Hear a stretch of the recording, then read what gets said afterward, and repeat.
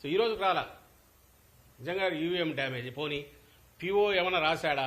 PO log book main criteria అయినప్పుడు, ప్రాతిపదిక అయినప్పుడు పోలింగ్ ఆగిందని కానీ ఇంకోటని రాశారు. మరుసటి రోజు కేసు పెట్టారు అన్ఐడెంటిఫైడ్ అని కానీ, లేదా పాల్వాయి గేట్ విషయంలో. దాంట్లో లాగ్ బుక్లో రాలే కదా. అదే కదా యాడ్ స్టిక్ మీకు. ఒక వీడియో, పోనీ ఆ వీడియో నువ్వే ఒప్పుకుంటున్నావు, ఈసీ మాకు తెలియదు అది ఎట్లా బయటకు వచ్చిందని. మరి ఒరిజినల్ ఏముంది? రిలీజ్ చేయి. దాంతోపాటు మిగిలిన 6, 7 అన్నీ రిలీజ్ చేయి. తెలిసిపోతుందిగా ఏం జరిగింది అక్కడని. మరి అక్కడ కూడా అదే న్యాయం అప్లై చేయాలిగా. పోనీ సహజ న్యాయం ప్రకారం చూసినా రీపోలింగ్ అడిగినవాడు టీడీపీ ఎందుకు రీపోలింగ్ అడగట్లేదు? ఎందుకంటే కంఫర్టబుల్గా ఉంది కాబట్టి. మా అభ్యర్థి ఎందుకు అడిగాడు? అన్యాయం జరిగిందని కాబట్టి. ఏ రకంగా చూసినా, కామన్ సెన్స్తో ఆలోచించిన, రూల్ బుక్ ప్రకారం చూసినా, ఏ రకంగా చూసినా కూడా తప్పుడు దీంట్లోనే ఎన్నికల కమిషన్ కానీ ఆ అధికారులు కానీ పోయినారని స్పష్టంగా కనపడుతున్నప్పుడు మా డిమాండ్ మళ్లీ తెరుస్తున్నాం. ఇప్పటికైనా సరే ఎక్కడెక్కడ ఈవీఎం డ్యామేజ్లు మొత్తం అంతా ఇవ్వండి. అలాగే ప్రెమిసెస్లో జరిగిన గొడవలు కానీ, మా వాళ్ళని తరిమి కొట్టినవి కానీ, అలాగే లా అండ్ ఆర్డర్ బయట జరిగినవి వీడియోలు వేసి చూపిస్తున్నాం, పట్టించుకోవట్లేదు. ఇచ్చాము ఈసీకి. వాటి మీద కూడా ఏవైతే భయభ్రాంతులను చేసే ఓటర్లు అడగకుండా అవన్నీ కూడా ఎన్నికల ప్రాసెస్ని దెబ్బతీసినట్టే కదా. మరి వాటి మీద ఏం కేసులు పెట్టారు, ఏం యాక్షన్ తీసుకున్నారు? సో ఇవన్నీ, ఈ ప్రశ్నలన్నిటికీ ఎలక్షన్ కమిషన్ ఆన్సర్ ఇవ్వాల్సింది. ఏదైతే నేను ఇంతకుముందు అన్నట్టు ఇన్ఫెక్ట్ అయిందో బాబు వైరస్తో, అది ఆన్సర్ ఇవ్వాల్సిన బాధ్యత దాని మీద ఉందని మేము అనుకుంటున్నాం.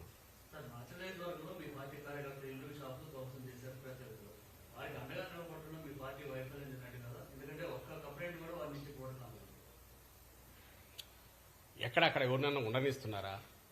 ఓ టెర్రర్ క్రియేట్ చేశారు. టెర్రర్ చిత్రంగా ఏంటంటే ఎవరైతే ప్రొటెక్ట్ చేయాలనో వాళ్లే క్రియేట్ చేశారు. ఊళ్ళు వదిలిపోవాల్సి వస్తుంది. నాయకులందరినీ ఏదో హౌస్ అరెస్ట్ అన్నా చేస్తున్నారు, లేదా కేసులు అడ్డంగా కేసుల్లో అన్నా బుక్ చేస్తున్నారు. ఈరోజు కేసులు చూసినా ఇప్పుడు పోలింగ్ అయిపోయిన తర్వాత ఇప్పుడు బైండ్ ఓవర్ చేయడమేనండి. బైండ్ ఓవర్ రౌడీ షీట్లు ఇప్పుడు ఓపెన్ చేస్తున్నారు. పేర్లు ఇక్కడ నుంచి ఎక్కడెక్కడ టీడీపీ ఆఫీస్ నుంచి పోతే వైఎస్ఆర్సీపీకి సంబంధించిన వాళ్ళకి చేసేస్తున్నారు.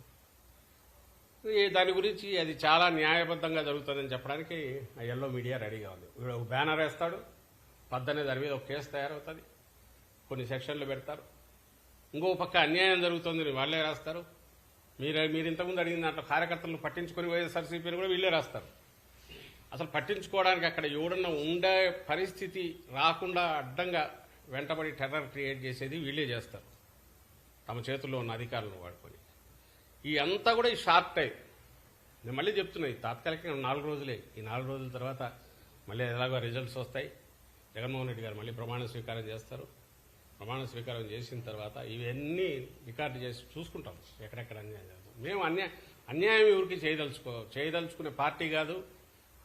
మీ చంద్రబాబుని ఎప్పుడు చెప్తుంటారు, ఆయన లాస్ట్ టైం ఎన్నికల కమిషన్ మీదకి దాడికి ఎట్లా పోయినాడనేది చూస్తే జగన్మోహన్ రెడ్డి గారు వ్యవహరించే తీరు ఎంత ఎక్సెప్షనల్గా ఉంది అనేది కూడా అందరూ గమనిస్తారు. ఈయన ఎప్పుడు ఆ డిస్టెన్స్ మెయింటైన్ చేస్తున్నాడు, మా పార్టీ అది మెయింటైన్ చేస్తుంది. But at the same time ఎన్నికల కమిషన్ నిష్పక్షపాతంగా వ్యవహరిస్తుందని ఆశించిన ఎన్నికల కమిషన్ లేదా దాని ద్వారా ఆదేశాలు చెప్పి అధికార యంత్రాంగాన్ని దగ్గరికి తెచ్చుకొని టీడీపీ వ్యవహరిస్తున్న తీరు వల్ల ఏదైతే పరిస్థితి ఇది క్రియేట్ అవుతోందో, ఈ నేపథ్యం దీనికి సంబంధించిన దాన్ని ఢీకొనాలంటే, తట్టుకొని ఇది చేయాలంటే అసలు మనుషులు అక్కడ నిలబడి ఎవరైనా సొలైజ్ చేయడమో, వాళ్ళని పరామర్శించడమో, అసలు బాధితులు బయటకు వచ్చి చేసేటట్టు ఉండే పరిస్థితి ఉందా? వన్ సైడ్ అటు సైడ్ తీసుకున్నారు. అధికార వ్యవస్థ అటు సైడ్ తీసుకుంది, ఎన్నికల కమిషన్ బ్లెస్సింగ్స్ దానికి ఉన్నాయి. దాంతో వస్తున్న ఇబ్బంది వల్ల ఏమి చేయలేని ఇది వస్తుంది. కానీ 4 రోజులు అన్ని సెట్ అవుతాయి.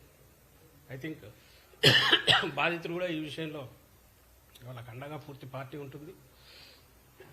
ప్రభుత్వంలోకి వచ్చిన తర్వాత వాళ్ళ గురించి కూడా ఖచ్చితంగా పట్టించుకుంటామని అయితే హామీ ఇస్తుంది.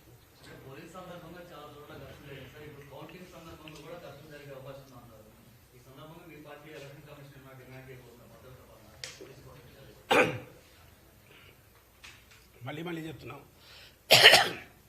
నిష్పక్షపాతంగా ఉంటే సరిపోతుంది, ఏం అక్కర్లా. కౌంటింగ్ అనేది కొన్ని గంటల ప్రక్రియ. మేము అనవసరమైన భయాలు ఇచ్చేయదలుచుకోలే. మేము భయపడుతున్నామని మేమని చెప్పలేదు. ఎందుకంటే అపోజిషన్లో ఉన్నప్పుడే డీల్ చేశాం. ఇప్పుడు ప్రాబ్లం ఏమొస్తుందంటే పేరుకు అధికారంలో ఉన్న పార్టీ లాగా ఉంటుంది, అధికారులేమో ఎన్నికల కమిషన్వి. ప్రతిదాన్ని ఏదన్నా నువ్వే అధికారంలో ఉన్నావు కదా అనడానికి, జనమన్నా అనుకోవడానికి ఒక అవకాశం ఉంటుంది. కానీ ఇక్కడ పరిస్థితి చూస్తే మాత్రం అట్లా లేదు. అపోజిషన్లో ఉన్న దానికంటే కూడా ఇంకా అన్యాయంగా తయారైంది. కేవలం వ్యవస్థలను మేనేజ్ చేయగలిగిన లక్షణం, ఆ వ్యవస్థలను మేనేజ్ చేయడం తప్ప ఇంక ఏమీ తెలియని, ఒక రాజకీయంగా కానీ లేదా ప్రజలతో డీల్ చేస్తే కానీ తెలియని చంద్రబాబు నాయుడు మన కర్మగాలి ఆయన సెంటర్లో ఉన్న పార్టీతో పొత్తు పెట్టుకోవడం, ఆయన పెట్టుకుని దీనికే ఉన్నట్టుంది. అన్ని రకాల అడ్డదారుల్లో ఏమేం చేయొచ్చు, అధికారులను ఎట్లా మేనేజ్ చేయొచ్చు, వ్యవస్థలను ఎట్లా మేనేజ్ చేయొచ్చు, వాళ్ళ ద్వారా వచ్చేయచ్చు అని దాంతోనే పొత్తు కూడా పెట్టుకున్నట్టున్నాడు. దానివల్ల వస్తున్న ఈ పరిస్థితి